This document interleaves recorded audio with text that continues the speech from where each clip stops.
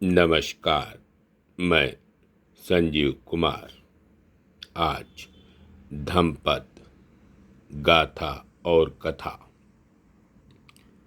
जिसके संस्कारक हैं ऋषिकेश शरण जी, इसके चौथे अंश को आपके समक्ष संक्षेप में प्रस्तुत करने का प्रयास कर रहा हूँ। जैसे पहाड़ हवा से विचलित नहीं होता, उसी प्रकार पंडित लोग निंदा या प्रशंसा से विचलित नहीं होते। पंडित जन धर्म को सुनकर अथाह, गहरे, स्वच्छ, निर्मल, स्थिर जलाशय के समान अत्यंत प्रसन्न चित्त होते हैं। सत्पुरुष कहीं आसक्त नहीं होते हैं। वे कामोपभोग की कामना नहीं करते। उन्हें चाहे सुख मिले या दुख, पंडित लोग अपने मन का चढ़ाव उतराव प्रदर्शित नहीं करते। जो अपने लिए या दूसरों के लिए पुत्र, धन या राष्ट्र की इच्छा नहीं करता, जो अधर्म से अपनी उन्नति नहीं चाहता है, वही सदाचारी है, प्रज्ञावान है, धार्मिक है। मनुष्यों में बहुत थोड़े होते हैं जो पार पहुँचते हैं। बाकी लोग तो किनारे पर ही दौड़ते रहते हैं। जो वस्तुओं, कर्मों और प्रत्ययों का संचयन नहीं करते, जिन्हें अपने आहार की मात्रा का पूरा ज्ञान है, शून्यता स्वरूप और निमित्त रहित निर्वाण जिनका विचरण स्थान है, उनकी गति उसी प्रकार अज्ञेय है जैसे आकाश में पक्षियों की गति। जो गुणी जनों का अभिवादन करता है और बड़े बुजुर्गों एवं वृद्धजनों की सेवा करता है, उस सत्पुरुष की चार बातें बढ़ती हैं: आयु, वर्ण, सुख और बल। शुभ कर्म करने में विलंब नहीं करना चाहिए और पाप से चित्त को सदा दूर हटाना चाहिए। अगर मनुष्य सत्कर्म करने में मंदी दिखाता है, तो संभव है उसका मन सत्कर्म से हटकर पाप कर्म की ओर प्रेरित हो जाए। अर्थात सत्कर्म करने में दृढ़ता दिखानी चाहिए। यह पाप छोटा है, इससे क्या नुकसान होगा, यह सोचकर समझदार आदमी को छोटे पापों की अवहेलना नहीं करनी चाहिए। जैसे जल की एक एक बूंद गिरने से घड़ा भर जाता है, उसी प्रकार छोटा छोटा पाप भी मिलकर एक दिन विशाल पाप समूह बन जाता है। यदि हाथ में घाव नहीं हो, तो उस हाथ में विष लेने पर भी कोई असर नहीं पहुंचता। वह विष कोई असर नहीं डालता। इसी प्रकार पाप न करने की वृत्ति वाले जन को पाप नहीं लगता।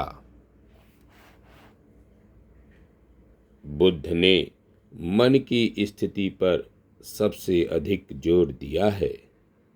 मन की स्थिति कुशल है या अकुशल, इसी से निर्धारण होता है कि वह सद्कर्म का सृजन करेगा या बुरे कर्म का। जो मूर्ख निर्दोष और पवित्र व्यक्ति पर दोष लगाता है, वह दोष उसी मूर्ख व्यक्ति को आकर नुकसान पहुंचा देती है।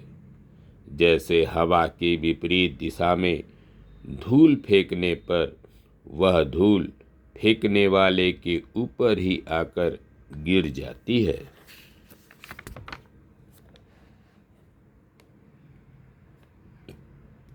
कर्मों के आधार पर पुनर्जन्म होता है।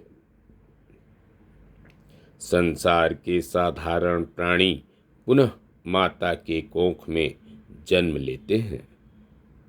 पाप करने वाले नरक जाते हैं तथा पुण्य करने वाले स्वर्ग। धर्म साधक क्षीण आश्रव स्थिति प्राप्त कर निर्वाण को प्राप्त करते हैं। इस संदर्भ में प्रसिद्ध मणिकार की कथा। एक भिक्षु एक मणिकार के यहाँ से अनेक वर्षों से भिक्षाटन कर रहा था। एक दिन मणिकार घर में मांस काट रहा था। उसके हाथ में खून लगा हुआ था।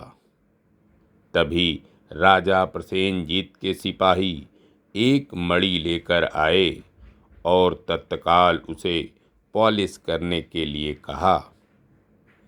मणिकार ने उसे हाथ में लिया तो मणि में खून लग गया। उसने मणि को मेज पर रखा और स्वयं हाथ धोने चला गया। इसी बीच उसका एक पालतू क्रौच पक्षी आया और उसने रक्त युक्त मणि को देखकर समझा कि वह मांस है, अतः उसे निगल गया।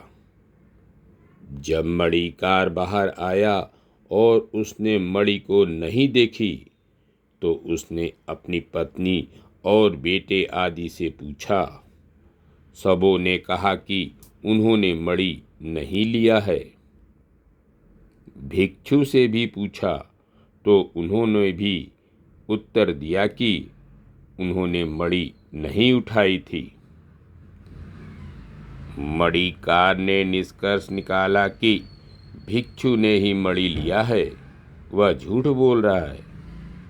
परंतु पत्नी ने कहा कि भिक्षु हमारे घर वर्षों से आते रहे हैं और उन्होंने सदा हमारा कुशल चाहा है, अतः राजदंड स्वीकार है, पर भिक्षु पर संदेह करना अनुचित होगा। परंतु मणिकार नहीं माना और उसने भिक्षु को रस्सी से बांध दिया और खूब पिटाई की, जिससे उसके शरीर से खून निकलने लगा। खून को पीने वह पालतू क्रौच पक्षी फिर आ गया। मणिकार क्रोध में था। उसने ऐसी लात मारी कि पक्षी वहीं मर गया। भिक्षु यह सब देख रहा था। उसने मणिकार से प्रश्न किया कि क्या पक्षी मर गया? मणिकार ने डांटते हुए कहा, हाँ, मर गया है और तुम्हारी गति भी इसी प्रकार होगी। जब भिक्षु को पता चल गया कि पक्षी मर गया है, तब उसने मणिकार को बताया कि इसी पक्षी ने मणि निगल लिया था।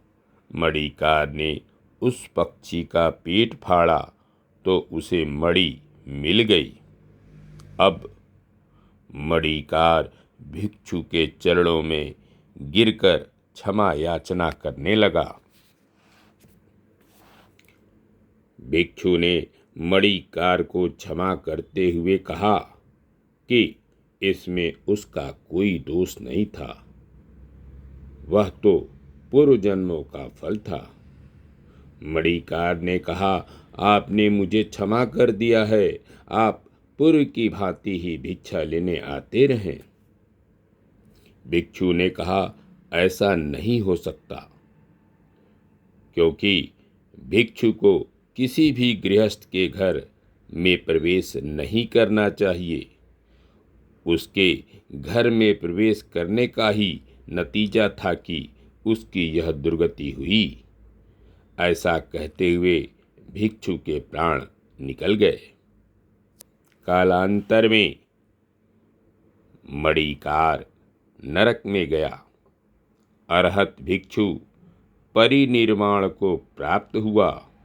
पत्नी देवलोक गई तथा पक्षी का मणिकार के पुत्र के रूप में जन्म हुआ। ध्यान दें, साधारण व्यक्ति मात्र स्व अर्थात अपने लिए जीता है, जबकि अरहत स्व से ऊपर उठ गया होता है। धन्यवाद। नमस्कार। शेष अगले अंक में।